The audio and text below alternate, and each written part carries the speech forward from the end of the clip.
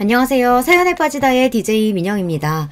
오늘 사연자는 성질을 죽이고 사는 게 내 가정을 위하는 일이라 생각하며 살아왔는데 그 생각이 잘못된 생각이었다는 걸 알게 된 일이 있었다는데요. 과연 어떤 사연인지 들어보시겠습니다. 오늘도 두 가지 사연 준비되어 있으니 끝까지 함께 해주시고요. 그럼 오늘의 사연도 함께 만나볼게요. 구독과 좋아요도 잊지 말고 꼭 눌러주세요. 안녕하세요. 저는 30대 남자입니다. 저는 지금까지 살면서 부족한 거라고는 없이 유복하게 자랐어요. 저는 학창시절 내내 주변 친구들에게 부러움을 살 정도로 타고난 금수저였거든요.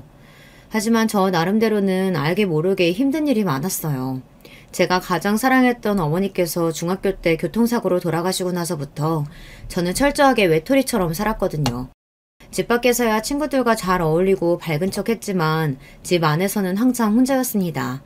어머니가 돌아가셨다는 슬픔은 잠시였고 아버지나 다른 형제들은 금세 본인들의 삶으로 돌아갔어요. 하지만 못난 저는 슬픔에 빠진 채 공부도 하지 않고 방에만 처박혀 울고만 있었습니다. 너 성적이 이게 뭐야? 그래서 의대 근처라도 가겠어? 네 엄마가 막중이라고 오냐오냐 곱게만 키웠으니 사내 자식이 나약해 빠져서는 어휴. 제 성적이 별로여도 저는 상관없어요. 전 형들처럼 절대 의대 갈 생각 없으니까요. 아버지부터 형들 셋까지 모두 다 의사이거나 의대를 다니고 있다 보니 아버지는 저도 당연히 의대에 가야 한다고 하셨습니다. 아버지는 의사가 아니면 자식 취급을 안 하셨어요.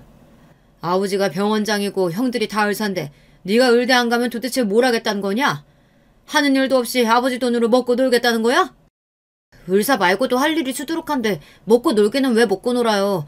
저도 제가 알아서 제 앞가림은 하고 살 테니까 걱정하지 마세요.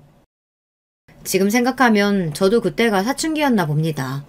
아버지든 형들이든 다들 저에게 하는 소리가 다 듣기 싫고 그냥 세상이 다 싫었어요.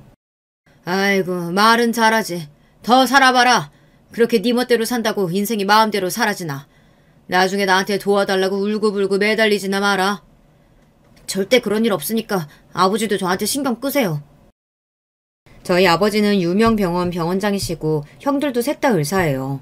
형들은 학창시절 내내 전교 1, 2등을 놓친 적이 없는 천재들이었는데도 의대를 가겠다고 재수까지 해서 결국은 다들 의사가 됐습니다. 아버지께서 워낙 엄하고 권위주의적인데도 형들은 아버지 말이라면 반항 한번 하지 않고 그대로 따랐어요. 그러다 보니 우리 집안에서 저만 돌연변이었죠. 저는 중학교 때까지는 그런대로 공부도 하고 친구도 제법 많았는데 어머니께서 돌아가시고 나서는 성적도 반토막이 나고 친구 관계도 엉망이었습니다.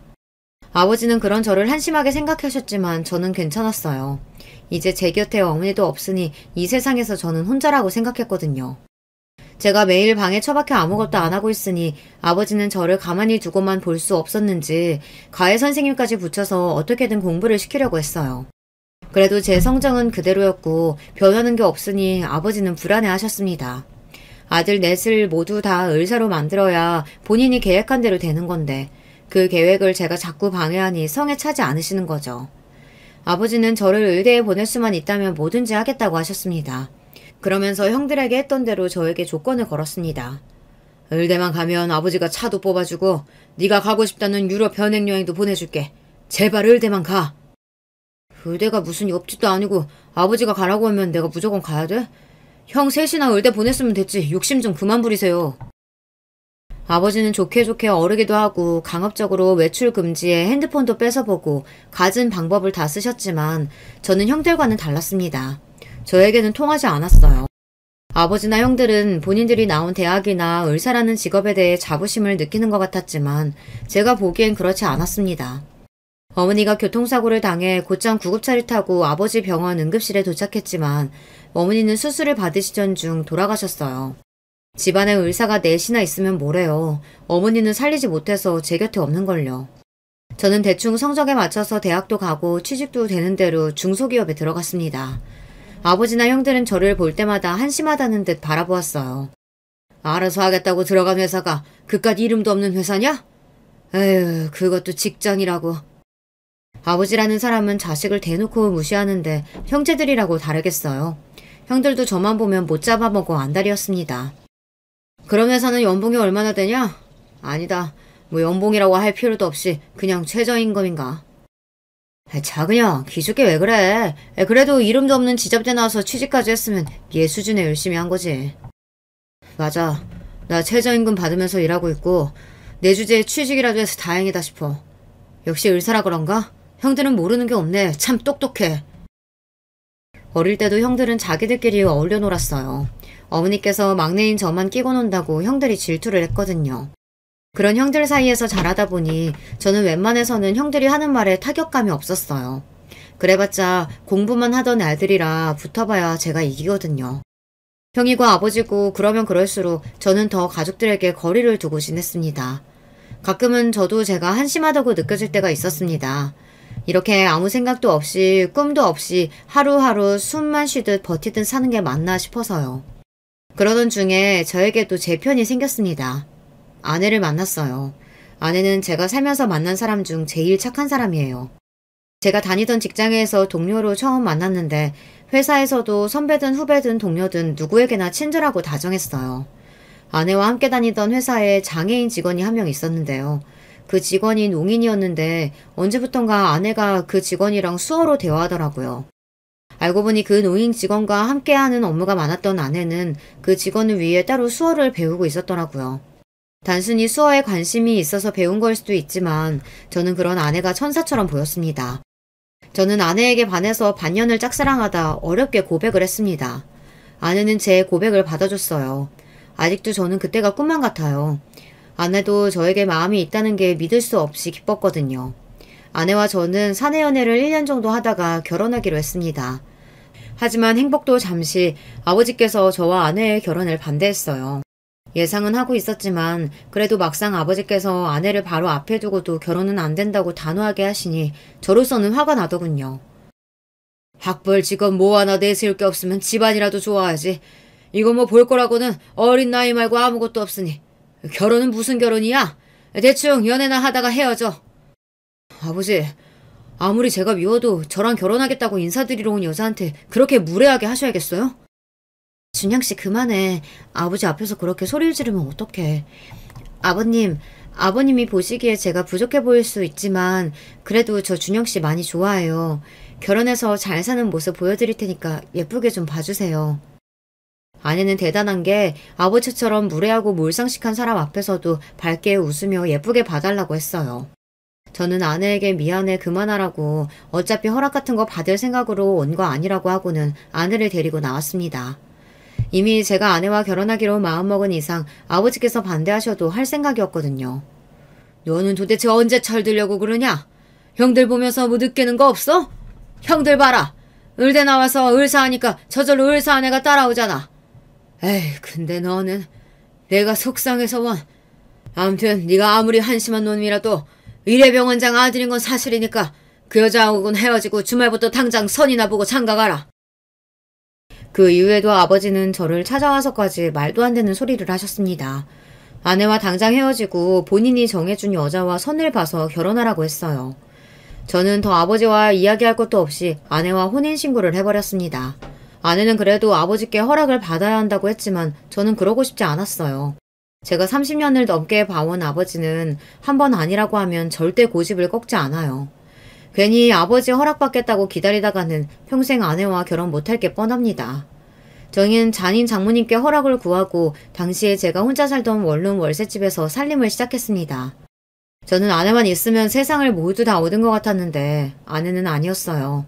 아내는 매일 저만 보면 미안하다고 했습니다. 본인 때문에 제가 아버지와 등을 지고 사는 것 같아 미안하다고요. 저는 아니라고 원래부터 아버지와 형제들은 남처럼 살았다고 그렇게 이야기를 해도 아내는 이 모든 상황이 자기 때문이라고 생각했어요. 아내와 혼인신고를 하고 1년 동안 본가에는 가지 않았어요. 아버지도 저에게 실망해서 다시는 보지 말고 살자고 거의 을절한 상태였거든요. 아내는 명절만 다가오면 얼굴이 어두워져서 속상해했어요. 아내의 그런 모습을 보면 저도 미안했습니다. 우리 집이 아니라 다른 보통의 시댁이었다면 아내는 굉장히 사랑받는 며느리가 됐을 거예요. 아내처럼 착하고 마음씨가 고운 사람을 못 알아보는 아버지가 원망스러웠습니다. 그러던 중 일이 있었어요. 요양원에 계시던 외할머니께서 돌아가셨습니다. 어머니가 돌아가시고 저를 돌봐주셨던 외할머니께서 돌아가셨다는데 제가 빠질 수는 없으니 고민 끝에 아내와 함께 장례식장에 갔습니다. 그곳에서 1년 만에 아버지와 형제들을 만난 거예요. 아버지는 저와 아내를 보고도 아는 체를 안 했는데 마침 저를 발견한 막내 형이 다가오더라고요. 아예 을들하고 살 것처럼 나가더니만 그래도 할머니 돌아가셨다고 하니까 오긴 왔구나. 나한테 엄마나 다름없는 외할머니가 돌아가셨는데 당연하지. 그때였습니다. 막내 형 옆에 있던 푼수 같은 형수들이 불쑥 다가와서는 자기들끼리 궁시렁거렸어요. 어머, 그럼 이쪽이 막내 동서? 반가워요. 나 서방님 막내 형수예요. 동서, 아버님도 계신데 말 조심해야지. 막내 동서는 무슨 막내 동서야. 식도 안 올렸는데. 형수들은 여전했습니다. 형들하고 도플갱어처럼 똑같이 천생연분이더니만 여전히 재수가 없더라고요. 처음 뵙겠습니다. 오수연이라고 합니다. 그때 아내가 허리를 푹 숙이더니 차분하게 인사를 건넸어요. 역시 아내는 저보다 그릇이 큰 사람이었어요. 저라면 인사고 뭐고 그 자리에 오고 싶지도 않았을 텐데 본인도 할머님께 인사드리고 싶다고 따라왔어요. 그때였어요. 자리에 앉아 내내 저를 노려보고 계시던 아버지께서 버럭 소리를 질렀습니다. 다들 장례식장 입구 막고 서서 뭐하는 거야? 어른을 봤으면 인사부터 해야지. 다들 이리 와서 앉아. 아버지의 호통에 사실 저도 좀 놀랐어요. 저를 보면 당연히 모르는 척 하실 줄 알았는데 저와 아내에게도 자리에 와서 앉으라고 했습니다. 그런데 알고 보니 아버지께서 저와 아내를 부르신 이유가 있었더라고요. 외할머니께서 돌아가시면서 아버지께 부탁을 하셨대요. 우리 막내 손주, 자네가 성에 안차 하는 건 아는데 그래도 엄마 두고 먼저 떠난 우리 딸내미 생각해서라도 좀 봐줘. 그래도 우리 막내 손주가 먼저 간 우리 딸 제일 많이 닮았잖아. 외할머니는 어릴 때부터 제일 겁도 많고 마음이 여린 저를 볼 때마다 아들 넷 중에 제가 제일 어머니를 닮았다고 하셨어요. 어머니가 돌아가시고 나서도 그런 제가 안쓰러워 매일 품에 안고 재워주셨습니다. 그런 외할머니의 유언이니 아버지도 안 들어주실 수 없었던 거죠. 사람들 보는 눈도 있는데 내 자식이 식도 안 흘리고 월세 산다는 게 말이 돼? 빠른 시일 내에 결혼식 날짜 잡고 집도 알아봐라. 아버지는 제 눈도 마주치지 않고 무뚝뚝하게 말씀하셨지만 저와 아내를 받아주셨습니다. 결혼식도 하고 집도 구해줄 테니 이사하라고 하셨어요. 저는 처음으로 아버지에게 감사하다는 말을 했습니다. 아버지도 순순히 감사하다고 하는 제 말에 놀라신 것 같았지만 저는 진심이었어요. 저도 이제 예전의 제가 아닙니다. 자존심이고 뭐고 아내도 생겼고 앞으로도 아이도 생길 텐데 내 가정을 위해서라면 아버지가 주시는 도움은 다 받고 싶었어요. 그렇게 아버지와 화해 아닌 화해를 하고 장례식장을 나오는데 주차장에서 형들과 형수들을 마주쳤어요. 언제 봐도 얄미운 형수들은 굳이 제 아내에게 안 해도 될 말을 한마디씩 했어요. 이제 곧 식도 올리면 우리 막내 동서 되는 건데 통성명은 해야죠. 우린 다 동문이고 같은 병원에서 근무해요. 막내 동서는 어느 대학 나왔어요? 작은 형수, 가족끼리 원래 무슨 대학 나왔는지 그런 거 물어보면서 통성명하는 건가요? 어머, 우리야 뭐 다들 동문인 경우가 많으니까 자연스럽게 물은 건데 무례했으면 미안해요, 동서. 아닙니다. 다들 의사 선생님이시라는 이야기 준영 씨한테 들었어요. 너무 대단하고 멋있으세요. 우리 시댁에서는 당연한 건데 대단할 게 뭐 있나. 동서가 특이한 거지. 동서는 좋겠다. 시아버지 병원에서 일 안 해서. 우린 직장 대표가 시아버지라 눈치 엄청 보면서 일하거든. 형수들이 하는 말들은 아버지 말보다 더 들을 가치가 없었어요. 의사라는 양반들이 입만 열었다 하면 자기들 자랑이니까요. 형수, 아버지 병원에서 일하시는 거 그렇게 힘들면 제가 대신 아버님한테 말씀드릴까요? 형수 힘들어서 그만두고 싶어 한다고? 어머머, 서방님, 제가 언제 병원 그만둔다 그랬어요. 아니거든요? 준영이 쟤한테 말해봐야 본전도 못 뽑는데 뭘 그렇게 떠들어? 피곤해 죽겠는데 그만 가자. 형들이나 형수들이나 다 하나같이 한심하고 재수 없었습니다. 저런 인간들이 아버지 병원에 떡하고 버티고 있는데 아버지 병원도 잘 돌아간다는 게 신기할 따름이었죠. 그리고 얼마 뒤 저는 아버지께서 구해주신 아파트로 이사도 하고 식도 올렸습니다. 제가 능력이 안 돼서 아버지께 도움을 받는다는 게 자존심이 상하기도 했지만 그래도 제 아내는 이런 대접을 받을 만한 사람이 마땅하니 앞으로 제가 아버지께 이 도움을 갚으며 살아야겠다 하는 마음으로 살기로 했습니다. 그래서 다시 아버지 병원에 한 번씩 나갔어요. 사실 제가 20살 때부터 아버지 병원에 주차를 도우러 아르바이트를 갔었어요. 아버지 병원이 규모는 큰데 오래돼서 주차시설이 안 좋거든요. 결혼하고 따로 인사도 못 드렸다고 아내도 아버지께 인사드리고 싶다고 주말에 함께 병원에 갔습니다. 제가 병원에 주차일을 돕는 동안 아내가 원장실에 가서 아버지께 인사를 드리고 오겠다고 했어요. 저는 아내를 혼자 보내는 게 걱정돼서 같이 가자고 했지만 아내는 괜찮다고 했습니다. 앞으로 계속 부딪혀야 하는 일인데 본인이 알아서 할 수 있다고요. 그러던 중 아버지께서 아내에게 마음을 열게 된 일이 있었어요. 아내가 원장실로 가던 중 병원 직원과 환자 간의 소통이 안 돼서 문제가 있었는데요. 그 일을 아내가 해결했나 봐요. 환자가 농인이라 답답해하던 중이었는데 아내가 수어로 도와주게 된 거죠. 그 일을 아버지께서 직접 보시고 아내를 다시 모신 겁니다. 아버지는 아내를 원장실로 데려가 이것저것 물으셨답니다. 여기는 왜 왔는지, 수어는 어디서 배웠는지 이것저것 말이죠. 제가 지금 다니는 직장에 농인 직원이 있어서 몇 가지 배워뒀었는데 이렇게 도움이 될 줄은 몰랐네요. 아, 그리고 오늘 온 건 준영씨 주차일 한다고 해서 따라온 김에 아버님께 드릴 말씀이 있어요 왔어요. 사실은 아버님, 제가 임신했어요. 사실 아내가 아버지께 인사드리러 온 거기도 하지만 좋은 소식이 있어서 직접 이야기하고 싶다고 해서 함께 온 거였습니다. 아내가 임신을 했어요. 아, 정말... 너무 잘했구나. 잘했어. 다른 며느리들은 일하느라 바빠서 내가 자식이 넷이나 있어도 아직 손주 구경을 못했는데 네가 아주 장하구나. 장해. 저도 몰랐는데 아버지께서 손주를 보고 싶으셨나 봐요. 형들이고 형수고 다들 일하느라 바빠서 아이가 없어요. 아버지야 병원이 전부이신 분이니 손주 같은 건 별로 신경 안 쓰시는 줄 알았는데 그렇게 좋아하실 줄은 몰랐습니다. 심지어 아내에게 돌아가는 길에 맛있는 거 사 먹으라고 용돈까지 주셨대요. 그리고 잘 아는 산부인과도 소개하셨답니다. 병원을 나와 아내와 집에 돌아오는데 아내도 기분이 좋은지 아버지와 있었던 일을 시시콜콜 떠들더라고요. 그리고 얼마 뒤 생각지도 못한 일이 있었습니다. 아버지께서 저에게 먼저 전화를 하셨어요. 거의 1년 만에 있는 일이었습니다. 애가 입덧하는지 몸이 많이 야였더라. 임신해서 직장 생활하기 힘들 텐데 웬만하면 일 그만두라고 해. 돈 때문에 그런 거면 내가 생활비 보내줄 테니까. 순간 저는 당황해서 어안이 벙벙했습니다. 아버지께서 제 아내가 걱정돼서 전화하실 거라고는 생각도 못했으니까요. 더군다나 제가 생각지도 못한 이야기까지 하시니 놀라웠어요. 안 그래도 아내가 임신하고 한 달 동안 입덧 때문에 고생하면서 출퇴근하느라 살이 많이 빠졌는데 그걸 캐치하시고는 직장까지 쉬라고 하시니 놀랍더라고요. 말씀만이라도 감사해요. 제가 수연이랑 상의해 볼게요. 그래. 우리 집 첫 손주인데 무조건 건강하게 중요하지. 괜히 얼마 안 되는 돈 때문에 애 고생시키지 말고 내 말대로 해. 항상 학벌, 직업만 중요하다고 하시던 아버지 입에서 건강이 제일 중요하지 하는 말씀을 하시는데 하마터면 웃음이 터질 뻔했습니다. 그제야 알게 된 사실인데 아버지도 할아버지는 할아버지가 되셨나 보더라고요.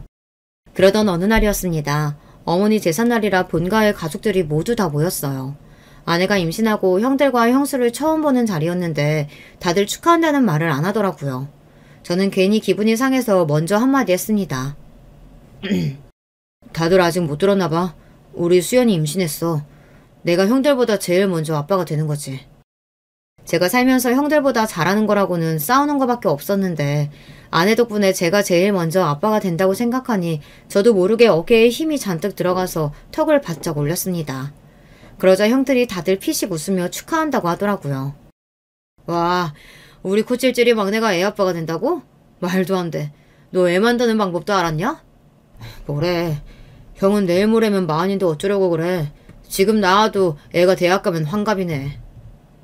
그래도 아들이 넷이나 있는데 이러다 우리 집 대 끊기는 거 아닌가 했는데 막내 네가 처음으로 큰일 했다.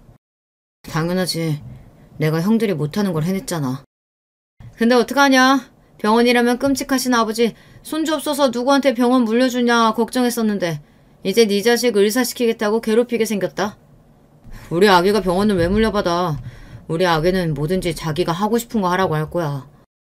얼마만인지 모르겠습니다. 형들과 어릴 때처럼 농담하고 장난을 치는 게 말이죠.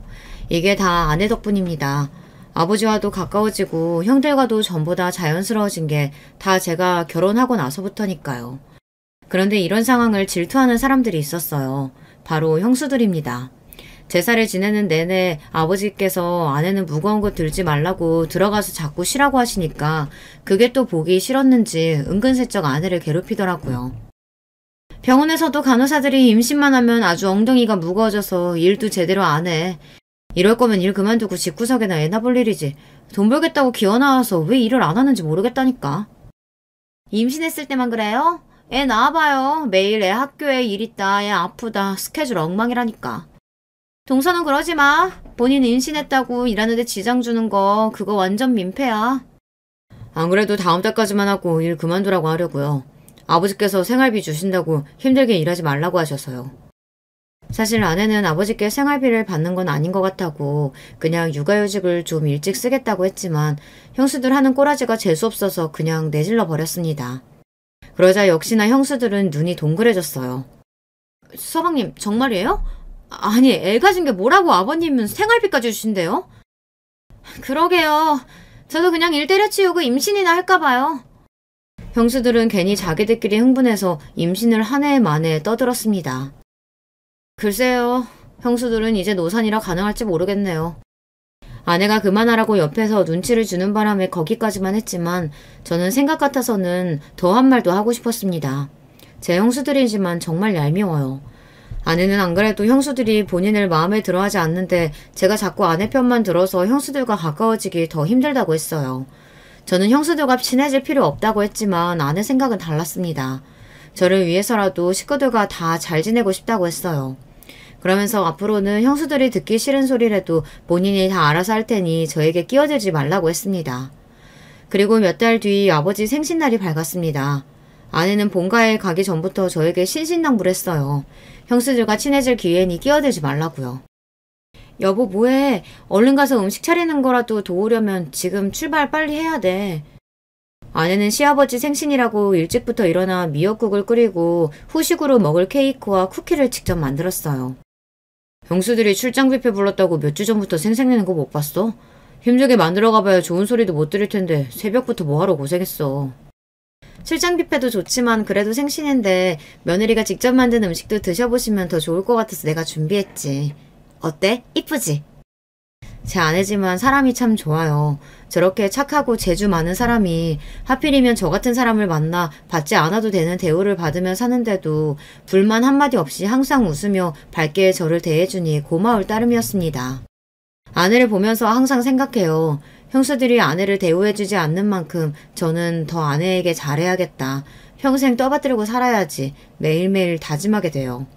아내가 만든 음식들을 예쁘게 포장해서 본가로 향했습니다. 본가에 도착하자마자 벌써 집안에는 음악 소리가 들리고 마당에는 테이블들이 놓여 있었어요. 유난스러운 형수들이 준비할 법한 규모였죠. 어머, 서방님 오셨어요? 근데 손에 든 거 그건 뭐예요? 뭐 떡이라도 맞춰온 거예요? 그러게. 모양이 딱 돌잔치날 떡집에서 주는 떡 모양이네. 우리가 출장 뷔페 다 불렀다니까 뭘 또 그런 걸 사왔어요. 형수들은 저와 아내를 보자마자 어떻게 하면 꼬투리를 잡을까 연구하는 사람들처럼 저희를 에워쌌습니다. 이거 떡 아니고요. 우리 시연이가 직접 만든 미역국이랑 디저트예요. 형수들은 매번 사람 불러서 파티만 할 생각만 해봤지 직접 미역국 한번 끓여본 적 없으시죠? 아내가 가만히 있으라고 했지만 어쩌겠어요. 형수들이 하는 꼴을 보면 참을 수가 없는걸요. 에이 서방님도 참. 우리도 음식할 시간 있었으면 아버님 위해서 100번도 넘게 했죠. 병원 일도 바쁜데 우리가 미역국 같은 걸 어떻게 끓여요. 형님들은 미역국 끓여보셨어요? 미역국은 무슨 내 생일날 미역국 먹을 시간도 없는데. 막내 동서가 음식한다고 고생한 것 같긴 한데 아유 동서는 암튼 몰라도 너무 모른다니까. 아버님이 음식이나 해다 바치는 며느리 예쁘다고 하실 것 같아? 당신 병원에 보탬되는 사람을 훨씬 더 좋아하지. 그래 미약국 같은 거보다야 차라리 병원에 보탬이 되는 게 낫지. 이럴 시간에 차라리 조무사 자격증이라도 따는 거 어때? 요즘 우리 병원에 간호조무사 부족해서 난리잖아. 어머 이 김에 동서가 자격증 따서 병원에서 같이 일해주면 너무 좋겠다. 집에서 놀면 뭐해. 나와서 한 푼이라도 버는 게 낫지. 형수들은 하다하다 말도 안 되는 소리를 짓거렸어요. 임신한 아내에게 노는이 공부나 하랍니다. 저도 아버님 병원에 보탬이 되면 좋죠. 근데 제가 병원 일은 하나도 모르는데 조무사를 어떻게 하겠어요. 무슨 소리를 들어도 항상 웃어넘기는 아내도 기분이 상할 만했어요. 정말 형수들은 셋 다 을사면 뭐래요. 개념이라고는 없는데요. 하긴 간우조무사는 뭐 아무나 하나. 도대체 뭐가 재밌다고 자기들끼리 깔깔 웃으며 웃는데 저는 기분이 상해서 표정 관리가 안 됐습니다. 욱해서 지금 무슨 소리 하는 거냐고 언성을 높였는데 그때 옆에 있던 아내가 제 손을 지그시 잡더라고요. 그만하라고요. 저는 한숨이 절로 튀어나왔습니다. 말해봐야 뭐 하겠어요. 여우 같은 형수들한테는 무슨 말을 해도 본점도 못 보는걸요. 최소 꼬리 9개씩은 달린 형수들하고는 잠깐도 더 있고 싶지 않았습니다. 그럼 아버지 병원을 위해서 열심히 일하신 형수님들은 마저 하던 일 하세요. 저희는 아버님께 인사드리러 갈게요. 저는 아내 손을 단단히 붙잡고 구미호 같은 형수들 틈에서 벗어났습니다. 아내는 아무렇지 않은 척 미소 짓고 있었지만 얼마나 긴장했는지 손에는 땀이 흥건했어요. 저는 아내에게 미안해서라도 이 생일 파티가 한시라도 빨리 끝났으면 좋겠다 싶었습니다. 그런데 그 정도는 애교였어요. 생일 파티가 시작되고 나니 형수들은 대놓고 제 아내를 무시하기 시작했습니다. 아무리 생일이라도 그렇지 가족들끼리 모이는 자리에 병원 직원들도 초대해서 집안의 가족들보다 아버지 병원 직원들이 훨씬 더 많았어요. 그러다 보니 저와 아내는 낄 자리가 없었습니다. 아내는 자리에 멍하니 앉아있는 게 민망했는지 주방으로 들어가 일하시는 분들 일손을 도왔어요. 제가 하지 말라고 해도 가만히 앉아있는 게 더 힘들다고 하더라고요. 그럼 자기가 해온 미역국이랑 쿠키 아버지께 가져다 드리자. 인사도 못 드렸는데 저렇게 그냥 두면 아버지가 자기가 해온 것도 모를 거야. 일찍 도착해서 아버지께 인사를 드리려고 몇 번이나 방에 갔는데도 아버지께서 방에 안 계셨어요. 병원 직원들이 워낙 많다 보니 아버지께 따로 인사드릴 시간조차 없었습니다. 저는 아버지의 생신을 축하드리는 것보다 아내가 해온 미역국과 디저트를 아버지에게 맛보게 해드리고 싶었어요. 그래서 따로 준비해서 저와 아내가 들고 아버지가 계신 테이블로 갔습니다. 그런데 그때였어요. 저와 아내가 쟁반을 들고 있으니 출장 뷔페 직원인 줄 알았는지 병원 교수님 한 분이 아내에게 물은 어디 있냐고 물은 거예요. 저는 순간 기분이 상했지만 애써 표정을 가다듬고 그 손님에게 인사를 드린 뒤 이 원장님 막내 며느리라고 인사를 시켰습니다. 안녕하세요 교수님, 오랜만에 뵙겠습니다.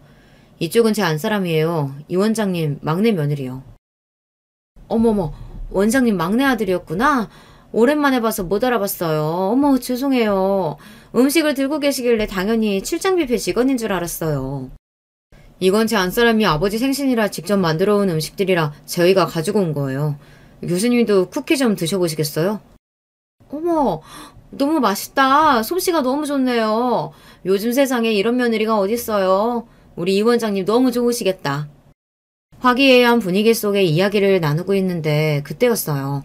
언제 나타났는지 형수들이 갑자기 나타나 끼어들었습니다. 어머, 김 교수님 와주셔서 감사해요. 막내 동서랑 벌써 인사하셨나봐요. 우리 막내 동서가 이렇게 사람이 참 소박해요. 제가 봐도 직원인 줄 알았을 거예요. 동서, 그래도 시아버지 생신인데 좀 신경 좀 쓰고 오지 그랬어.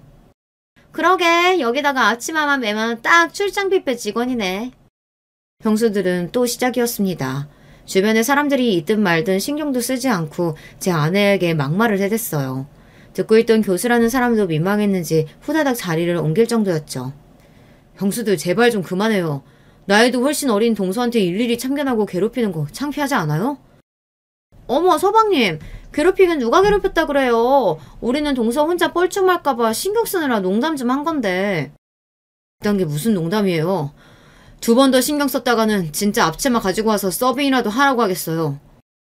저는 최대한 인상을 구기며 단호하게 이야기했습니다. 다시는 제 아내를 가지고 놀지 말라는 경고였어요. 그래도 주변에 다 병원 사람들이라 본인들도 제가 더 했다간 쪽팔릴 것 같았는지 별말 없이 입술을 삐죽거리며 가더라고요.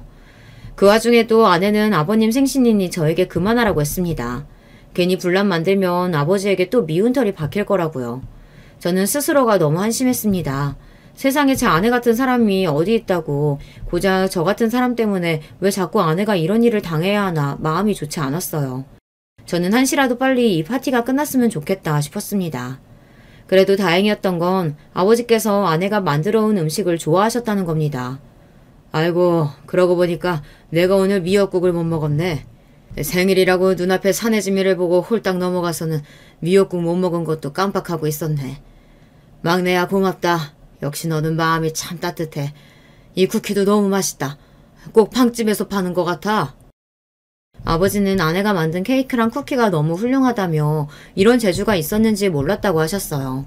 달지도 않고 깔끔한 게 나이 든 사람들이 먹기 너무 좋다고요. 그러면서 아버지 주변에 앉아 계신 다른 교수님들에게 아내를 소개하시는데 그 모습이 저까지 기분이 좋았습니다. 우리 막내놈 알지? 형들 다 의대 다니면서 공부할 때 혼자 기타나 튕기고 다니면서 놀기만 하길래 사람 구실이나 하고 살까 했는데 그래도 처복은 있는지 아들 중에 장가는 제일 잘 갔어. 그 순간 테이블 주변에는 정적이 흘렀습니다. 그럴 만한 게 아버지께서 저런 이야기를 하실 줄은 몰랐어요. 아버지처럼 무뚝뚝하신 분이 웬일로 아내에게 칭찬을 아끼지 않았습니다. 심지어 며느리 넷 중에 제일 착하고 남편에게 잘한다는 소리까지 하셨어요. 아들 중 제가 장가를 제일 잘 갔다고요. 물론 저도 그렇게 생각하지만 아버지도 저와 같은 생각을 하고 계실 줄은 몰랐습니다. 아버지처럼 학벌 직업이 세상의 전부라고 생각하시는 분이 아내를 이 정도로 좋게 보고 있는 줄은 몰랐어요.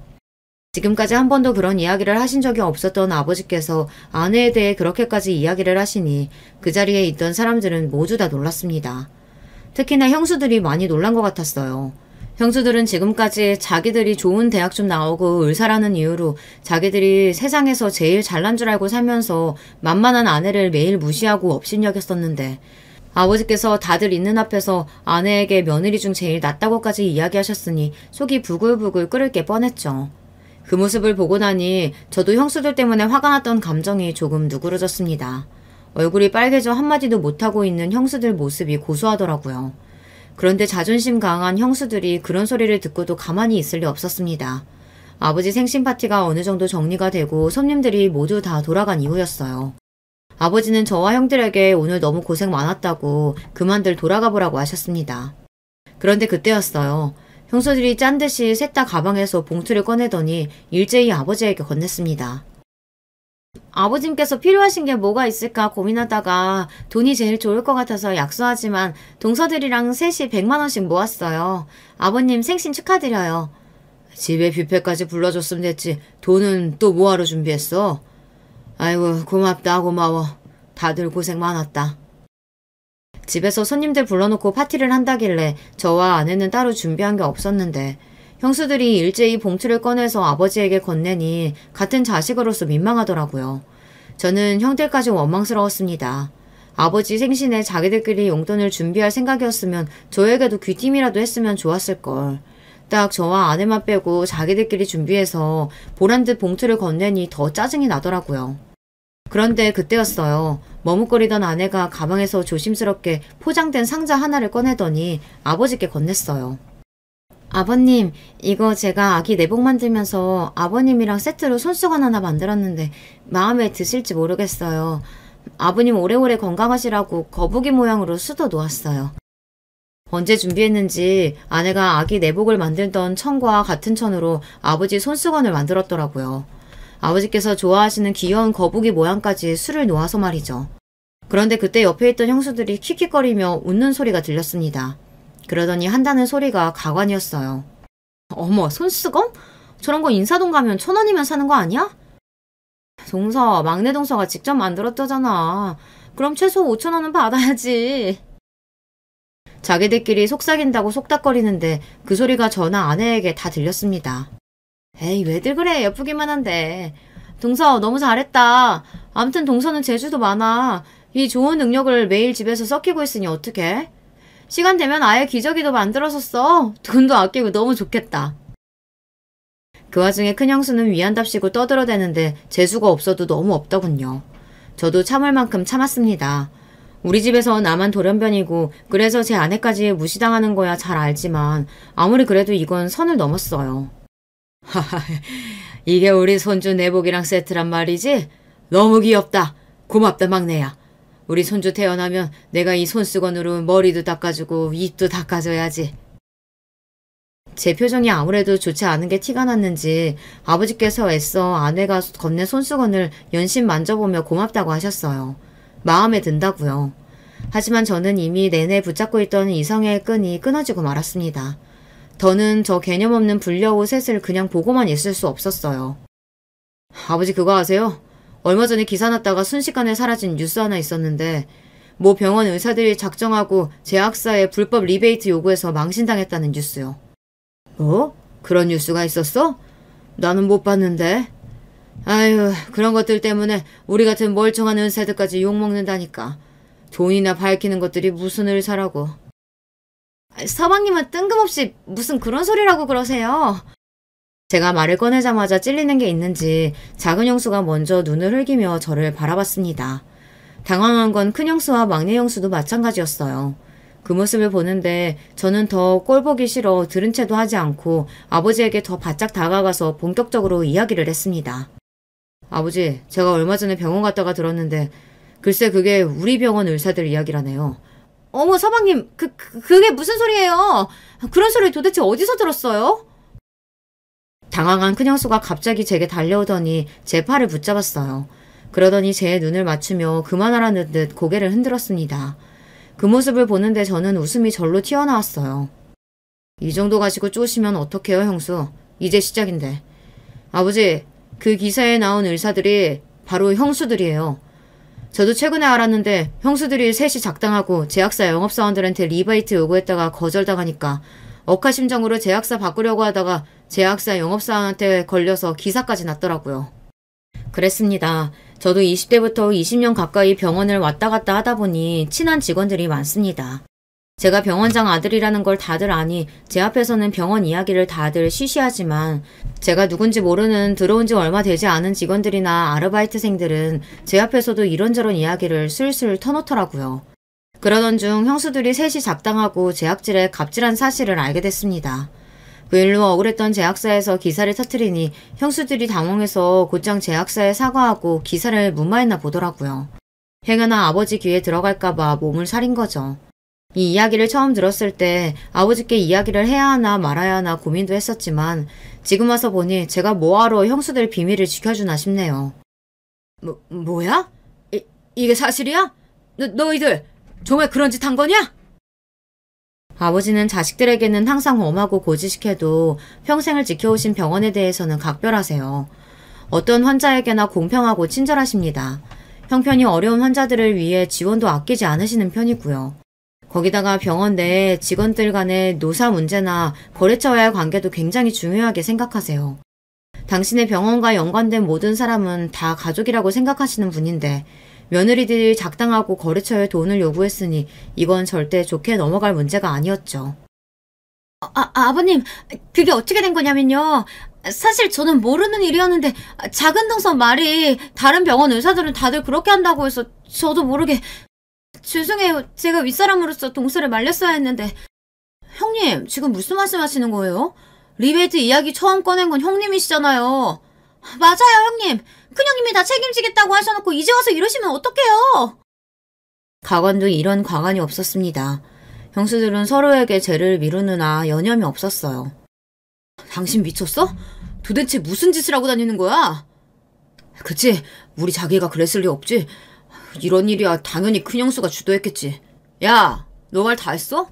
네 형수가 하긴 뭐래. 당신 정확히 말해. 리베이트의 리자라도 당신이 먼저 꺼낸 적 있어 없어? 형들까지 나서서 형수들을 나무랐습니다. 형들도 뻔하죠.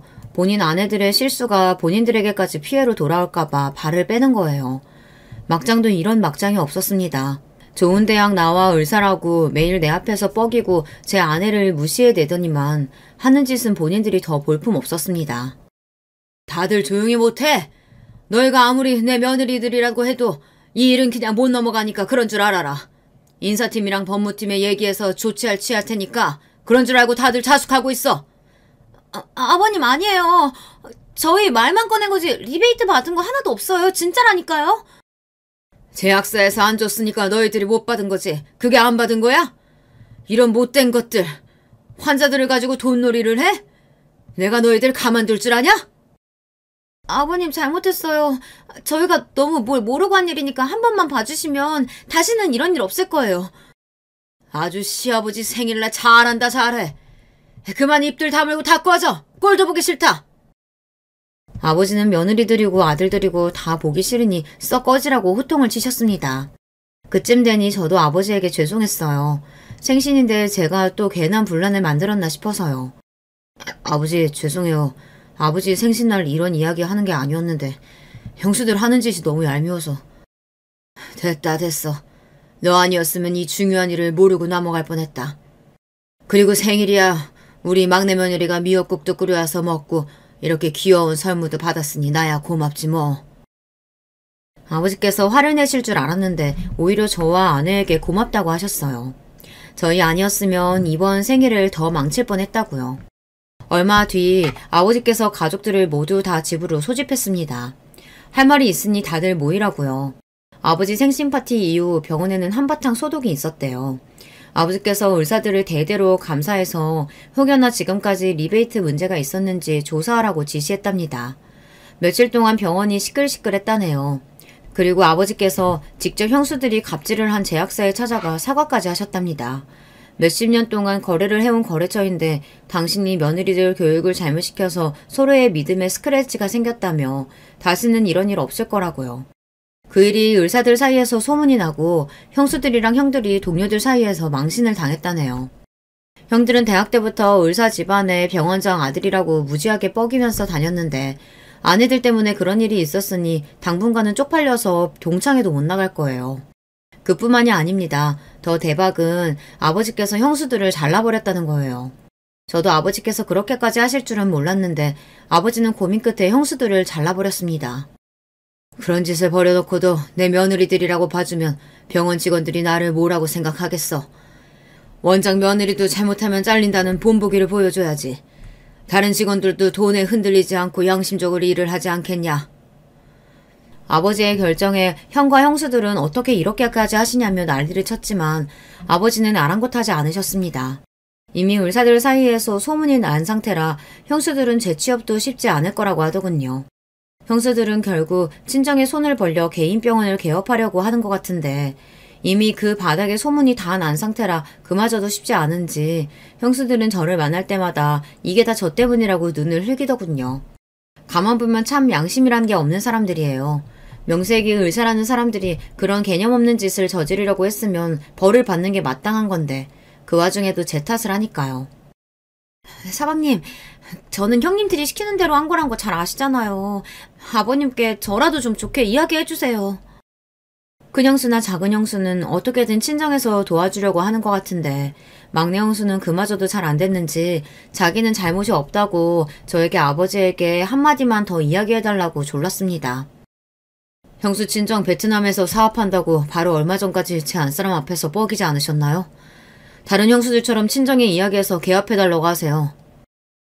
제가 쪽팔려서 말 못했는데 사실 친정아버지 사업 망해서 한국 들어온 지 꽤 됐어요. 저 이러다가 정말 의사 인생 끝내게 생겼어요.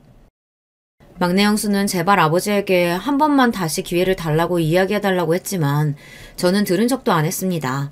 저도 저를 무시하거나 막대했으면 이 정도로 단호하게 하지는 않았을 거예요. 아무 잘못도 없는 제 아내를 건드렸으니 저도 참아줄 수 없었습니다. 그 이후 실기한 일이 하나 있었어요. 형수들은 아버지 병원을 떠났고 제 아내는 아버지 병원에 들어가게 됐습니다. 어떻게 병원에 들어가게 됐냐고요? 아버지 병원 1층 상가에 아내가 빵과 커피를 파는 가게를 하게 됐어요.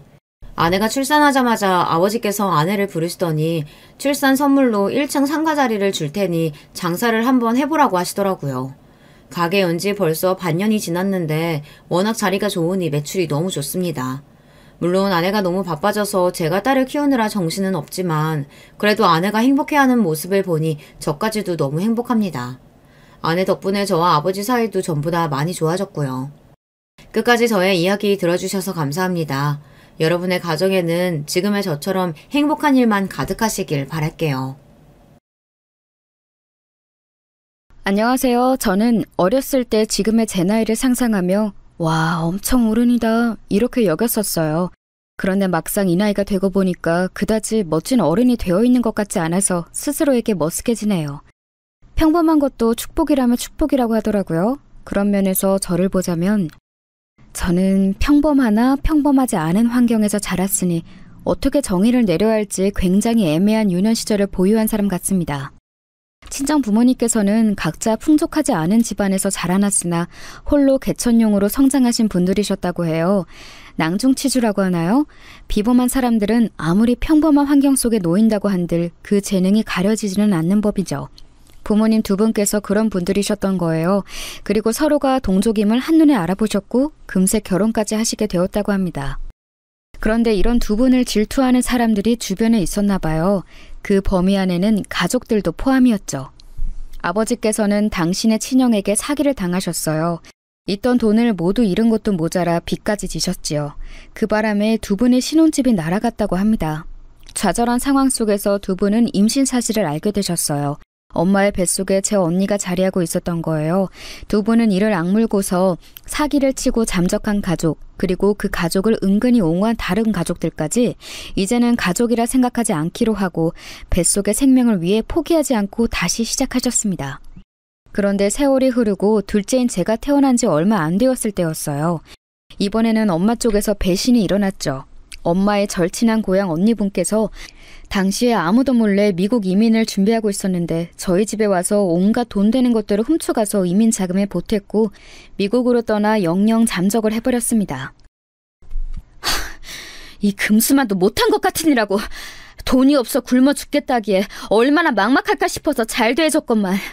우리 집에 초대받고 싶다기에 흔쾌히 들어주고 몇 번이나 식사 대접도 해줬건만. 이렇게 사람 뒤통수를 쳐? 천벌 받을 것들! 당신 지금 그 미친 여자네 가족들만 욕할 때가 아니야. 처가 식구들 당신이 이런 일을 당해서 힘들다고 하소연하는데 은은하게 고소해야 하는 반응들 당신도 느꼈지? 앞으로 우리가 더 방비하면서 살면 돼. 누구도 믿을 수 없어. 더 이상은 뼈 빠지게 노력해서 힘들게 번 돈을 그 아무에게도 10원 한 장 빼앗기지 않고 살아갈 거야. 두고 봐. 나는 지금보다 더한 성공을 계속해서 이뤄갈 것이고 누구보다 돈을 많이 모을 테니까. 서글프게 우시는 엄마 옆에서 아버지는 일을 가셨다고 해요. 저는 너무 어려서 당연히 그 상황을 몰랐는데 언니가 그런 일이 있었다고 나중에 제가 크고 나서 말을 해주더라고요. 친정 부모님께서는 그 이후로 무지막지한 구두쇠가 되셨답니다. 특히 아버지요. 분명 초반에는 그 정도까지 심각한 구두쇠가 되실 작정은 아니셨을 거예요. 그런데 점차 그런 버릇이 고착되어 가면서 정도가 심해지신 거겠죠. 고기도 먹어본 사람이 그 맛을 안다는 것처럼 돈이란 것도 써버릇 해본 사람이 쓸 줄 아는 거거든요. 마감 세일에 길들여진 사람은 절대 마트에서 제 시간에 파는 정가의 물건들을 선뜻 구매하지 못한다고 하던데 저는 그 말이 뭔지 10분 이해할 수 있었습니다. 저는요, 제가 중학교 때까지는 저희 집이 가난한 줄 알았던 사람이에요. 오죽하면 그랬겠나요. 엄마, 나 이제 운동화가 너무 작아졌는데 새로 하나 사주면 안 돼요? 이번에 중간고사도 잘 봤으니까 새 운동화 사주세요. 네? 그거 아직 상태가 너무 멀쩡해 보이는데 굳이 새로 사겠다고? 나는 네 나이 때 더 이상 발이 자라지 않았었는데. 아유, 그래 뭐 신발이 불편하다는데 어쩔 수 없지. 엄마가 다음에 시장에 장 보러 갈 때 신발 가게 들려서 사올게. 색깔은 검은색이면 될까? 시장이요? 아, 진짜 엄마. 시장표 운동화도 너무 창피한데 왜 또 검은색이에요? 그거 때 타지 말라고 어두운 색 고르시는 거 내가 모를 줄 알아요? 나도 마음 같아서는 하얀색 나이키 운동화 신고 싶다고요. 이런 내 마음도 모르고 그렇게 쉽게 시장표 검은색 운동화 사오신다고 하시는 게 정말 너무해요. 그리고 이 나이 먹어서 엄마가 운동화 사오는 애들은 없다고요. 다 자기가 매장 가서 직접 고르지. 체육대회를 앞둔 시점이었기 때문에 저는 새 운동화가 너무 간절했었어요. 엄마는 망설이시는 기색을 한껏 보이시다 저에게 새 것을 직접 사라며 그 보기 힘든 지갑을 꺼내어 지폐를 내미셨습니다. 그리고 제가 반갑게 그것을 받아들려고 할 때였죠. 어디선가 불쑥 나타난 손이 그 돈을 중간에서 휙 낚아챘어요. 저는 어이가 없어서 그 손길의 주인을 쳐다보았습니다. 무슨 중학생이 이렇게 비싼 운동화를 사 신는다는 거야? 한참 공부를 열심히 해야 할 때인데 마음이 쓸데없이 콩밭에 가 있는다는 게 벌써 티가 나는구만. 내 눈은 못 속이지.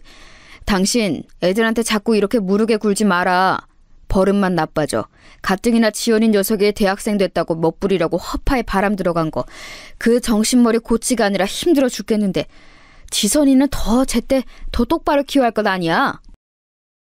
제가 보기에는 언니가 친구들에 비해서 쪼들리면서 하는 것 같던데요? 힘들게 아르바이트도 계속하고 그게 어딜 봐서 허파에 바람이 들어간 건지. 너 지금 뭐라고 중얼중얼거리는 거야? 지선이 너 이 녀석 정신 똑바로 안 차릴래? 공부나 열심히 해서 좋은 대학 들어가고 장학금 받을 생각이나 해. 괜한 잡생각이나 하지 말고. 아버지께서는 엄마께서 저에게 주셨던 5만 원 중 3만 원만 도로 돌려주셨습니다. 그걸로 신발도 사고 학용품도 사고 다 하라고 하셨어요. 눈물이 찔끔 나더라고요. 아버지께서 그렇게 나오실 때에는 엄마께서 군말 않고 가만히 계신다는 걸 저는 알고 있었기에 저도 힘없이 수긍할 수밖에 없었죠. 원망스러웠고 서러웠지만 그래도 속으로 어쩔 수 없으니까 라는 생각을 가지고 있었어요. 왜냐고요? 저희 집이 잘못 사는 줄 알았으니까요. 형편이 받쳐주지 못하기 때문에 부모님께서 허리띠를 졸라매실 수밖에 없다고 당연히 그렇게 여겼습니다. 집 있고 차 있어도 어렵게 살 수 있는 게 세상 사는 것이구나. 학교 친구들을 보면 우리 집보다 훨씬 더 좁고 안 좋은 집에 사는 애들도 나보다 매점에서 돈을 더 많이 쓰던데. 집에 차가 없다는 친구도 반에서 한 명 있는데 걔도 나보다 좋은 신발을 신고 다니잖아. 세상의 법칙이란 이해하기 힘들다. 내가 어른이 되면 자연스럽게 이해할 수 있게 되는 걸까? 그런데 제가 어른이 되기 전에 그 비밀을 알아버렸어요. 제가 대학 입시 때문에 너무 스트레스를 받아서 어느 날 언니에게 상담을 청했을 때였습니다. 명문대학을 목표로 잡고 있는 것도 저에게는 압박으로 다가왔는데 거기에다가 장학금까지 노려하니까 더욱 숨이 막힌다는 얘기를 제가 꺼냈었죠. 저희 집에는 4년 내내 그 비싼 학비를 감당할 경제력이 없을 거라고 여겼으니까요. 그런데 언니가 진짜 기가 막히고 코가 막힌다는 표정을 지으면서 저한테 이런 말을 하는 게 아니겠어요? 야, 지선아, 너 지금 진심으로 하는 소리야? 너 진짜로 몰라서 이런 말 하는 거 맞지? 우리 집 가난하지 않아. 오히려 웬만한 집들보다 돈 많아. 그런데 쓸 돈이 없어서 그게 문제일 뿐이야. 뭐? 우리 집이 돈이 없는 게 아니었어? 그런데 쓸 돈이 없다니 그건 무슨 말이야? 나 지금 되게 혼란스러워. 아휴, 우리 집에는 돈을 버는 능력은 있지만 그걸 쓸 생각은 없다는 뜻이야. 우리 부모님이 얼마나 지독한 구두쇠인지 너는 평생을 봐봤으니까 잘 알겠지? 모으는 것에만 혈안이 되신 분들이고 쓰는 것에는 엄청나게 인색하시니까 네가 그걸 바꿔놓을 수는 없을 거야. 그냥 순응해.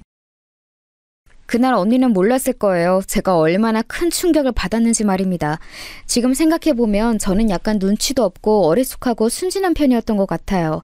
그러니 부모님께서 돈 없다, 먹고 죽을래도 없다 이런 말씀을 습관적으로 하시는 걸 들으면서 아, 그렇구나 하고 말았겠죠. 멀쩡한 아파트에 살고 있는 것 자체가 사실은 가난한 것과는 거리가 먼 것이었는데 말입니다. 제가 그날 이후로 얼마나 서럽고 분하고 억울해서 부모님과 많이 싸웠었는지 몰라요. 대학을 갔는데 용돈을 벌려고 아르바이트를 하느라 허덕이는 제 자신을 보면서 부모님 원망도 많이 했었고요. 특히 아버지와 대립을 많이 했고 옆에서 네가 이해해 라고 저를 다독이시는 엄마도 짜증났던 것 같아요. 자존심 때문이라도 그냥 손 안 벌리고 저 알아서 살고 싶어지더라고요.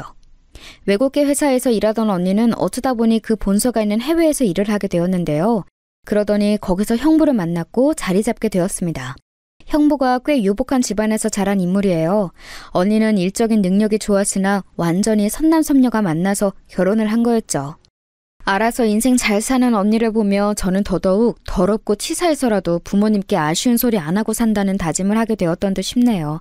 시간이 흘러 저는 굉장히 수더분한 남자와 만나 결혼을 하게 됐습니다. 아니, 수더분하다는 말로는 부족하고 무소유의 포변이라고 할까요?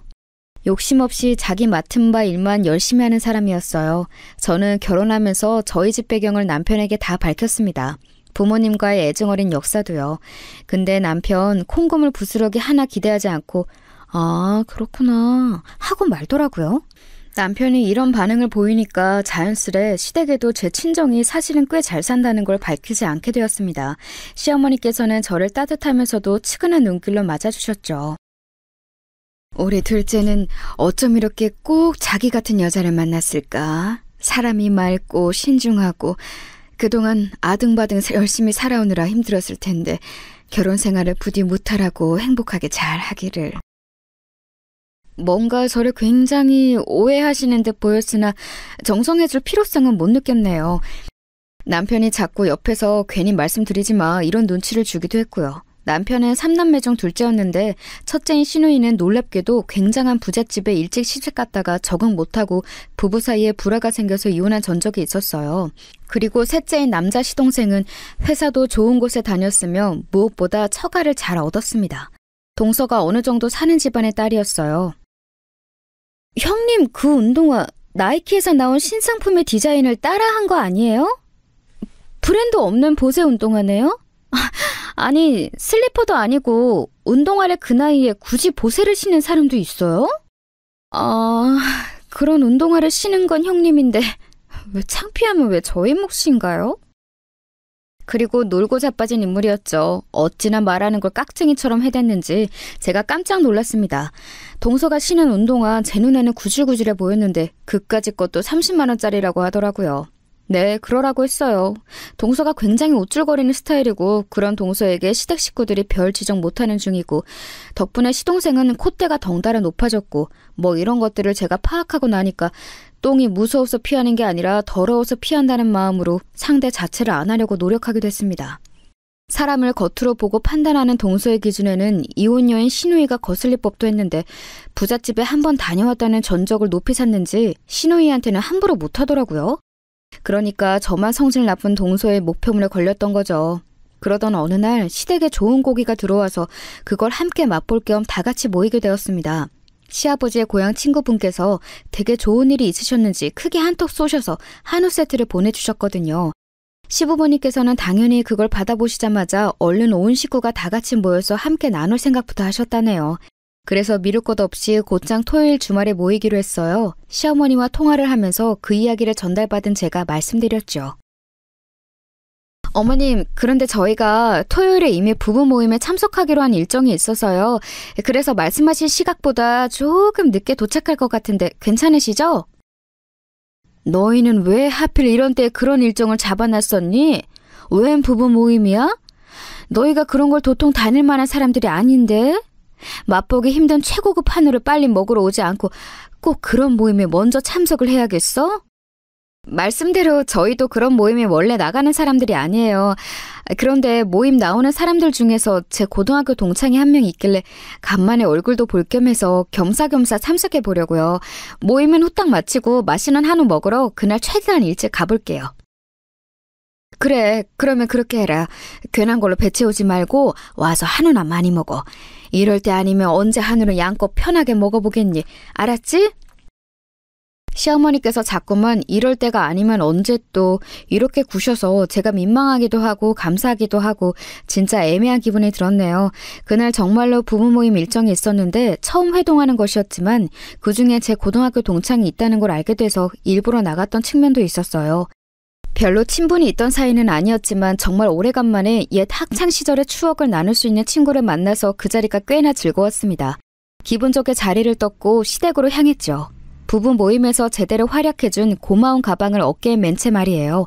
왠지 차에 놔두는 건 좀 아닌 것 같아서 별 생각 없이 시댁에 도착했을 때 가방을 그대로 메고 안으로 들어섰어요. 그러자 거실에서 커다랗게 편 상을 2개 붙여놓고 한우를 구워 먹고 있는 시댁 식구들이 보였습니다.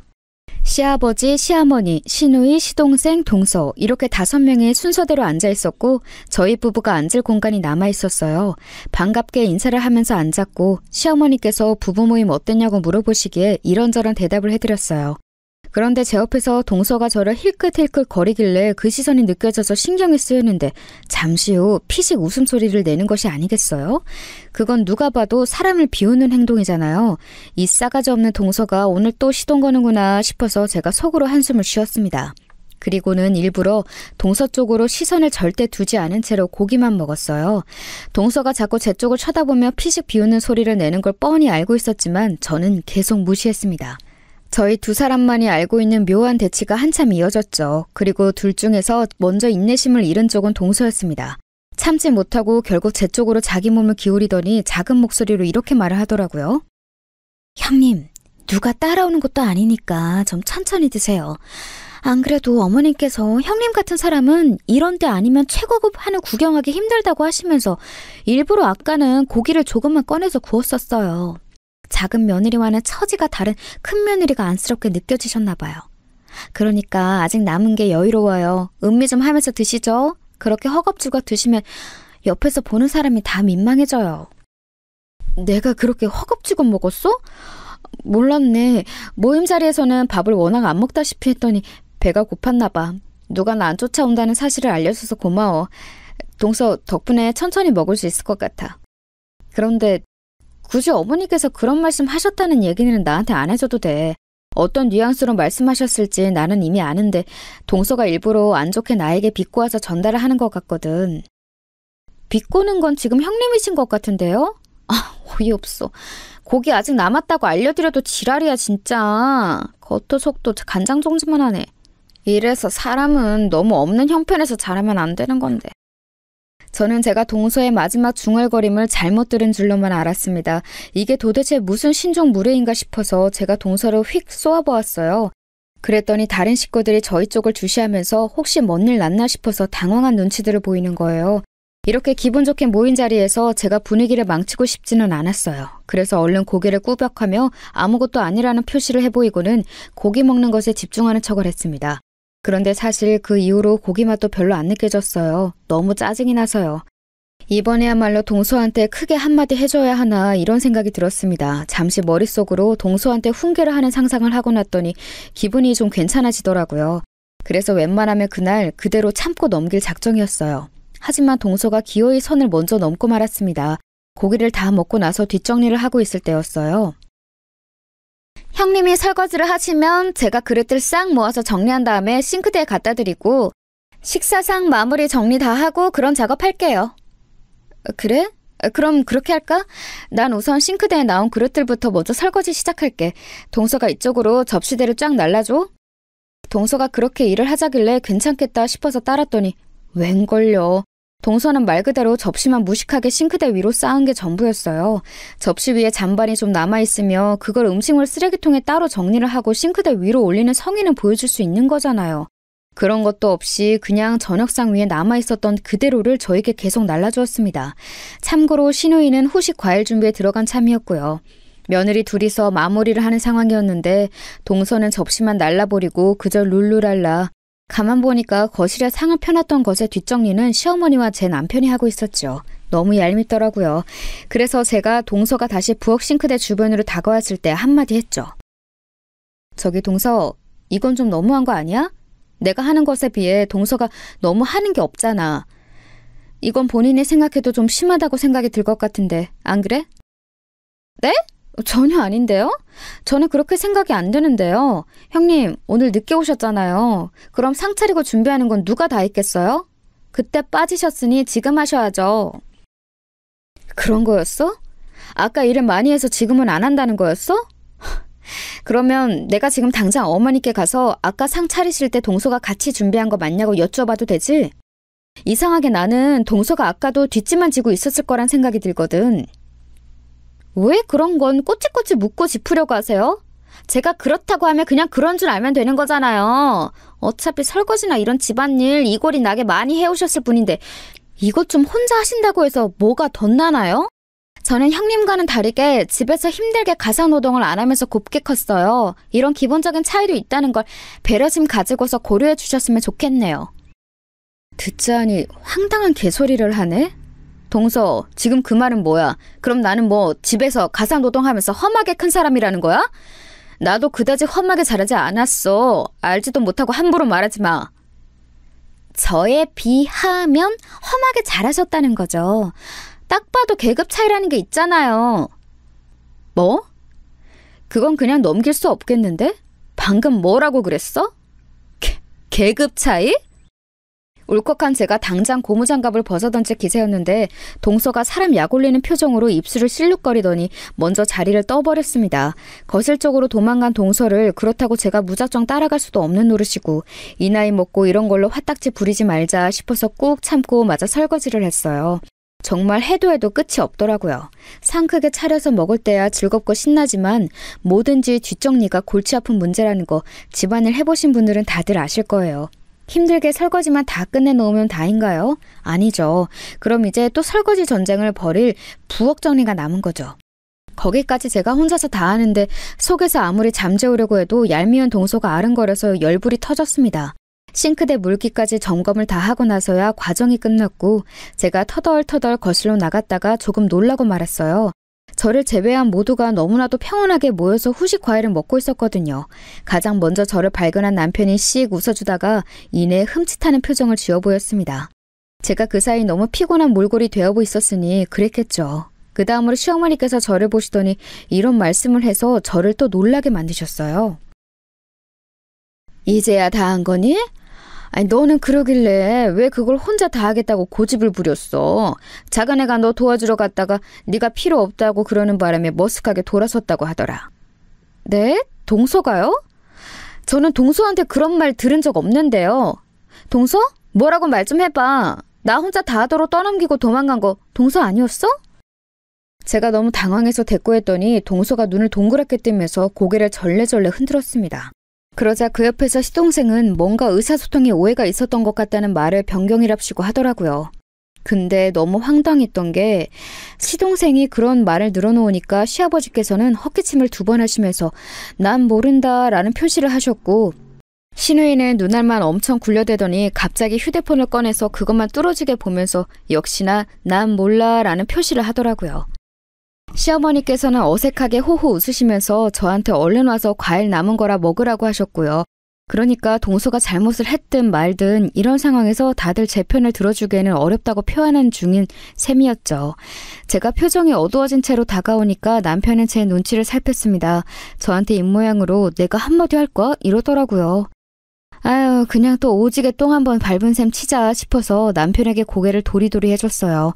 이때 집에 가기 전에 얄미운 동서 뒤통수나 칠수인 척 한번 후릴까 말까 이런 고민을 혼자 속으로 하고 있었습니다. 저는 그런 생각으로 멍하게 있었고 시선은 의미 없이 텔레비전에서만 고정하고 있던 상태였는데요. 그래서 몰랐어요. 시댁 식구들이 뭐 때문에 시시덕거리면서 이야기를 나누고 있는지 말입니다. 아니 정확하게는 동서가 시시덕거리는 이야기를 나머지 식구들이 듣고 있는 것이었죠. 잡담이 들려오든 말든 저는 멍하게 생각하는 것만 이어가고 있었는데 갑자기 동서의 목소리가 카랑카랑하게 날아들었어요. 형님, 아무리 그래도 샤넬 가방을 가품으로 매시는 건 너무 티나는 거 아시죠? 아까 부부 모임에 다녀오셨다더니 어쩜 좋아요? 거기 계셨던 분들 이거 가품이라고 다들 그렇게 생각하셨을 텐데. 뭐? 동서 지금 내 가방 보고 있는 거였어? 방에다가 둔 줄 알았는데 거실 구석에 뒀었나 보네. 남의 가방은 왜 살펴봐? 그리고 웬 가품 타령이야? 남도 아니고 가족끼리 너무 그렇게 구실 필요 없어요. 집안에서 만신당하고 바깥에서 망신 안 당하는 게 낫죠. 안 그래요? 제 생각인데 형님, 부부 모임에서 만난 그 분들한테 뒤에서 비웃음 엄청 당하시겠다. 제가 조언 드리는데요. 오늘 만났던 그 조합하고는 다시 만나지 마세요. 다른 명품도 아니고 샤넬을 이렇게 티나게 가품으로 메고 다니는 거 대학생들이나 할 법한 짓인데 너무 창피한 일이라고 다들 그렇게 생각하고 있을 거예요. 다시 안 만나시는 게 상책이죠. 제가 정신을 빼놓고 있던 사이 동서가 제 가방을 살펴보고서는 멋대로 이거 가품이다 라고 떠든 모양이었어요. 그런데 제가 반응이 없자 굳이 저를 불러서 공개 망신을 준 것이었죠. 정작 부부 모임 현장에서는 제가 망신을 당하지 않았건만 동서의 말이 너무 황당하고 우스웠습니다. 그 부부 모임에서 만난 고등학교 동창은 제가 메고 나간 가방을 보면서 우와 소리를 냈었고 저와 함께 명품 이야기도 나눴어요. 그런데 제가 솔직하게 명품에는 문외한이라고 밝히니까 사실은 자기도 명품 세계는 잘 모르는데 허세를 부리고 싶은 마음에 가끔 공부한다고 그 친구가 그랬습니다. 그러면서 학교 다닐 때 저를 알았는데 집은 잘 사는데 검소한 애라고 은근하게 소문난 걸 들었었다고 했어요. 학창시절 그대로 제가 잘한 것 같다면서 그 친구는 웃었죠. 저는 마냥 따라 웃을 수 없어서 샤넬 가방만 매만지며 상념에 잠겨 있었던 것 같아요. 아무튼 그런 시간을 보낸 후였는데 동서가 멋대로 짐작과 평가를 동시에 한다는 게 어이가 없었습니다. 동서가 언제부터 명품 감별사였어? 그거 가품 아니고 진품이야. 동서는 나보다 명품에 대해 잘한다는 사람이 그런 것도 몰라보면 어떡해? 진품은 지금 이게 800만 원이 넘는데 형님이 그걸 어떻게 사셨다는 거예요? 설마 그 정도 형편의 사치를 꿈꾸시면서 엄청나게 무리는 하실 분은 아니신 것 같고 근데 진품이 맞다고 자신하시고 아, 알겠다. 진품이라고 주장하면서 파는 인터넷 업체에서 사셨죠? 가격은 진품의 절반 정도밖에 안 돼서 혹하셨을 테지만 애석하게도 형님, 그건 다 가품을 하는 거예요. 무지한 사람들이나 그런 데서 사놓고도 자기가 진품을 맨다고 착각하는 거라고요. 어머, 우리 형님 어쩜 좋아. 너무 안타까워. 울상을 짓는 척하는 꼴이 이제는 정말로 못 봐주겠더라고요. 시아버지께서는 이런 상황이 불편하시다는 표정으로 당장이라도 자리를 뜨실 기세였고요. 시어머니께서는 이게 진품인가 아닌가를 신우이한테 물어보고 계셨습니다. 신우이는 엄청 당황한 표정으로 제 가방을 뚫어지게 쳐다보면서 아리송하다는 눈빛을 하고 있었고요. 그런 와중에 남편은 그 부처같고 묵직하고 착한 사람이 조금 화가 나고 말았는지 자기 동생한테 너는 왜 배우자 단속을 못하냐며 한 소리 하고 있었습니다. 그러자 시동생은 저를 위해 동서가 오히려 나서준 것이라며 제가 나중에 큰 망신 당할까봐 동서가 걱정한 것이라나 뭐라나 그딴 소리만 하고 있었어요.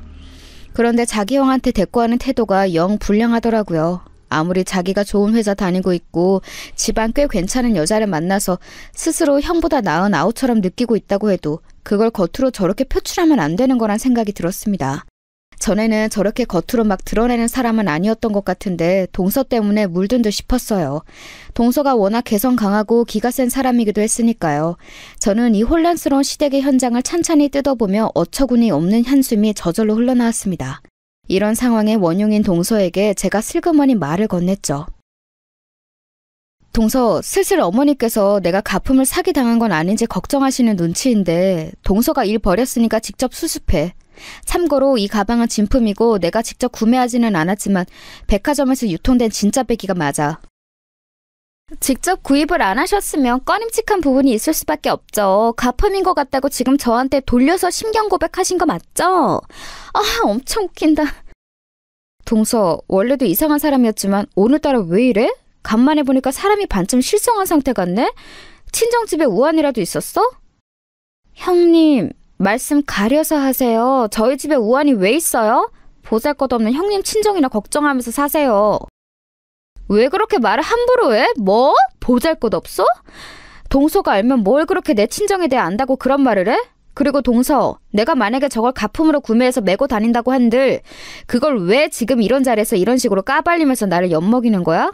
동서는 사람이 왜 그렇게 심보가 못된 거야? 본인 입으로 어려움 없이 유복하게 자랐다고 그런 말을 전에 했던 거 아니야?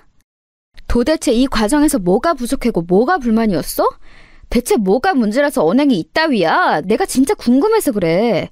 동서, 모자람 없는 환경 속에서 인정이 왜 이렇게 찌그러졌어? 저의 작은 목소리가 한 채 흔들림도 없이 빠르게 흘러나갔어요. 제 말이 이어질수록 동서의 얼굴은 시뻘겋게 달아올랐죠. 각자 혼란스럽게 있던 시댁 식구들이 어느새 이쪽을 주목하고 있었어요. 가운데 샤넬 가방을 둔 두 며느리의 대치 상황이었고 방금 무슨 대화가 오갔는지는 모르지만 동서 쪽에 얼굴이 붉게 달아올라 있었으니 시댁 식구들이 궁금증을 가지고 잠시 숨을 죽였습니다. 그리고 바로 그 순간 동서가 이를 갈면서 이렇게 말했어요. 말 더럽게 하네. 원래 캥기는 게 없으면 말이 짧은데 꼭 이렇게 캥기는 구석이 많은 사람들이 말이 많더라? 너보다 잘난 나한테 열등감 있다고 솔직하게 털어놓기에는 자존심 때문에 안 되겠고 기껏 탐나는 게 정교한 샤넬 가품 장만해서 나한테 선보이는 거야? 내가 결혼하고 나서 처음 명절 때 샤넬 가방 메고 왔었던 게 그렇게 부럽고 충격적이었나 봐? 네가 내 가방 훔쳐갈까 봐 그 이후로 그 샤넬 가방 안 메고 왔어. 내 거는 진품이거든. 근데 너는 사람 자체가 나에 비하면 기어 가품이라 그런가? 정말 짭스럽다. 사람도 짭이고 가방도 짭이야. 모두가 듣는 가운데서 행해졌다는 것에 더욱 충격적인 동서의 발언, 그리고 엄청난 전막이 감돌았습니다. 냉소정의 표정을 짓고 있었던 동서는 자기 표정보다도 더 차갑게 식은 공기를 읽은 것인지 아차 싶은 얼굴로 입가에 손을 가져가더라고요. 당황한 시어머니와 시누이가 서로 시선 교환을 하는 것까지 보고 저는 그 문제의 샤넬 가방을 모두가 지켜보는 와중에 탈탈 털었습니다. 그러자 내용물이 거실 바닥으로 쏟아져 내렸죠. 그렇게 해도 제가 원하는 물건이 나오지 않아서 저는 가방 내부의 수납 공간에 손을 넣어서 그걸 끄집어냈습니다. 그건 바로 작디 작은 물건 명함이었어요. 부끄럽지만 저는 부부 모임에서 혹여나 이걸 고등학교 동창 앞에서 쓸 일이 있을까 싶어서 챙겼던 거예요. 그런데 이걸 시댁 식구들 앞에서 꺼내들 줄은 몰랐습니다. 하지만 저는 참을 만큼 참은 상황이었고 결국 본의 아니게 숨겨왔던 그 사실을 알리게 되었죠. 그러는 너도 말 더럽게 많은데? 근데 너 방금 나한테 반말했냐? 성실만 나쁜 게 아니라 너는 판단력도 나쁜 것 같아. 아무리 네가 오만방자하게 굴어도 모두가 묵인해준다지만 그렇게 대놓고 싸가지 없다는 걸 공개해버리면 어떡해? 너만 손해지. 앞으로는 싸가지 잘 챙기고 살아라. 내 앞에서 이제는 주제 파악 잘해줬으면 좋겠고 눈에 안 띄워주면 더더욱 좋을 것 같아. 아니 홧김에 반말이 나간 것 뿐이고요. 형님이 먼저 함부로 제 인성을 논했으니 제가 화가 나겠어요? 안 나겠어요? 주제 파악을 해야 하는 건 제가 아니라 형님이시고요. 잠깐. 근데 이건 뭔데 저한테 주세요? 명함? 왜 명함을 저한테... 코웃음 치면서 말을 잇던 동서는 명함의 내용을 무심코 확인했다가 슬쩍 저를 쳐다봤습니다. 그리고 다시 명함의 시선을 고정했죠. 상황을 보고 있던 시동생이 호기심이 생겼는지 다가와서는 동서 옆에서 그 명함을 같이 들여다봤습니다. 이윽고 신우이가 슬그머니 그쪽으로 가서는 두 사람의 뒤편에서 그 명함을 응시하였죠. 가장 먼저 입을 연 사람은 시어머니셨어요. 아이고야, 내가 진짜 체명에 못 살겠다. 며느리들끼리 사이좋게 지내야지 이게 웬 소란이라니. 아이 근데 큰애야, 너는 뭔 명함 쪼가리를 작은애한테 건네줬어? 어? 저게 대체 뭔데 다들 신중한 표정들이 돼서 빤히 쳐다보고 있다니? 다름 아니라요. 저건 제 친정 아버지 명함이에요. 그간 제가 어머님께도 그리고 아버님께도 제 친정 이야기를 정확히 밝히지 못해서 죄송합니다. 그럴 만한 사정이 있었네요. 제 말을 듣고 시어머니께서는 더욱 어리둥절한 표정이 되셨는데 반면 명함을 같이 들여다보고 있던 세 사람은 금세 낯빛이 완전히 사색이 되고 말았지요. 특히 명함을 쥐고 있는 동서의 손이 수전증 환자 마냥 덜덜 떨리고 있었습니다. 이윽고 시부모님 두 분께서도 그 명함을 확인하셨어요. 그러자 남편은 이런 순간이 오는구나 라는 표정으로 저와 눈을 마주치며 조용히 고개를 끄덕였습니다. 이거는 말도 안 되죠. 이게 웬 수작질이에요? 이렇게 큰 회사의 회장님께서 형님의 친정 아버지시라고요? 그럼 형님이 회장님 딸? 있는 집 자식? 금수저? 우리 동서는 표현이 참 다채롭네. 근데 다 맞는 말이야. 나 회장님 딸이고 있는 집 자식이고 요즘 유행하는 표현에 따르면 내가 바로 금수저야. 동서는 무슨 수저야? 계급 따지는 거 좋아하는 것 같으니까 한번 물어볼게. 흙수저는 아니니까 동수저? 아니면 운수저? 아니 저는 계급 따지는 거 별로 좋아한 적이 없고요. 우선 설명 좀 해주세요. 형님이 정말로 이런 친정을 두셨다고요? 그런데 왜 이렇게 사세요? 왜 떵떵거리며 살지 않으시고 너무나도 소박하게 수수하게 이러고 사시는 건데요? 이건 말이 안 되잖아요. 탁 치켜들면서 밖에 나가서 만나는 사람들마다 본인을 우려볼 수 있도록 명품도 휘두르고 차도 좋은 거 타고 다니고 금수저인 거 팍팍 티를 내면서 자랑하고 그렇게 사셔야 맞는 거잖아요. 근데 아무튼 이건 말이 안 돼요. 형님이 금수저 집안 사람일 리가 없어요. 그쵸 어머님? 제 생각과 동일하시죠? 동서가 몸을 부들부들 떨면서 얼굴을 아주 귀신이라도 본 것 마냥 공포에 질려가지고 말을 했는데요. 시어머니께서는 동조를 하지도 안 하지도 못하시고 아연실색으로 제 눈치를 살피셨습니다. 당신께서 보아오신 것이 있기에 제가 잘 사는 집안의 딸이라는 걸 받아들이기 어려우신 상황인데 제 남편이 초연한 얼굴로 있었거든요. 만약 제가 거짓을 말하는 것이었다면 남편의 표정이 그러진 못했겠죠. 그런데 늘 묵묵하고 거칠에 싫어하는 성격의 아들이 그런 표정으로 있으니까 시어머니께서는 직감적으로 진짜 부자 맞구나 라는 느낌이 오셨던 것 같아요. 갑자기 머리가 어지러우신지 이마를 짚으셨고 신우의 부축을 받아서 소파 구석에 몸을 기대 앉으셨어요. 내도록 말씀을 안 얹고 계셨던 시아버지께서 놀란 목소리로 한마디 거두셨죠. 사돈댁이 설마 이런 집안이었다고? 나는 여태껏 박하 사돈께서 일찍이 건강상 문제로 직장을 그만두시고 소일거리나 하면서 그렇게 사시는 줄로만 알았는데 그런데 이런 회사의 회장님이셨기 때문에 일반적인 출퇴근 업무를 안 하신 거였어? 이럴 수가. 그간 대체 이런 엄청난 사실을 왜 숨긴 거냐? 무슨 이유로? 숨기려고 했다기보다는 굳이 말씀드릴 필요성을 못 찾았던 것 같아요. 하지만 아버님, 어머님 입장에서는 제가 숨겼다고 느끼시겠죠. 죄송합니다. 솔직히 말씀드리자면 제 친정 아버지께서 몇 번의 고비를 겪으신 끝에 절치부심으로 성공을 맛보신 분이라 그런지 굉장히 매사에 철두철미하시고 엄청난 구두쇠예요. 자식한테는 돈을 쓰실 법도 하건만 도통 그러지 않으셔서 제가 결혼 전에 친정 아버지하고 엄청 싸운 적이 몇 번 되네요. 서로 가치관이 많이 달랐거든요. 아, 참고로 이 명품 사내 가방은 제 친정 엄마께서 제가 혹시 기죽으면서 살까봐 사주신 거예요. 이게 생겨서 좋았고 어깨에 힘이 들어갔던 것도 사실이지만 기가 죽어서 지낸 적은 없었어요. 친정 아버지께서 지독하게 인색하시고 저와 가치관이 너무나도 다르시지만 속으로는 자식 미워하고 사랑하시는 분인 걸 제가 알고 있거든요. 그렇게 말을 하면서 희한하게 저는 머릿속으로 제 친정 부모님 두 분의 모습이 그려졌어요. 살면서 그토록 두 분이 애틋하게 여겨진 적은 없었던 것 같네요. 제 이야기를 듣고 동서와 시동생이 시선 교환을 하면서 난처한 기색을 숨기지 못했죠. 그러다가 동서가 눈에 보일 정도로 마른 침을 꿀꺽 크게 삼키더니 이렇게 말을 하더군요.